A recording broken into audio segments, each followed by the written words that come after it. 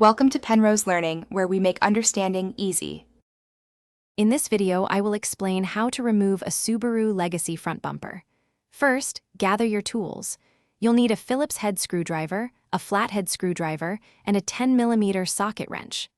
A plastic trim removal tool is also very helpful. Finally, have a soft cloth or blanket ready to protect your bumper once it's off.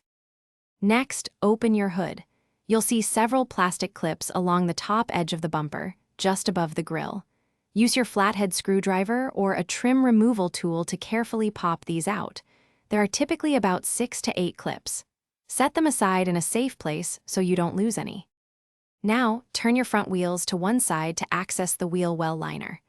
Remove the screws holding the bumper to the fender liner, usually 2 or 3 per side. Then, get under the car. You'll find more clips and sometimes a few 10mm bolts along the bottom edge of the bumper. Remove all of these carefully. With all fasteners removed, gently pull the bumper straight out from the sides, near the headlights. It should unclip from its mounting points. If you have fog lights or sensors, carefully disconnect their wiring harnesses. Have a friend help you support the bumper as you pull it completely free. Place it on a soft, clean surface. Thanks for watching. If this was helpful, leave a like and consider subscribing. See you next time.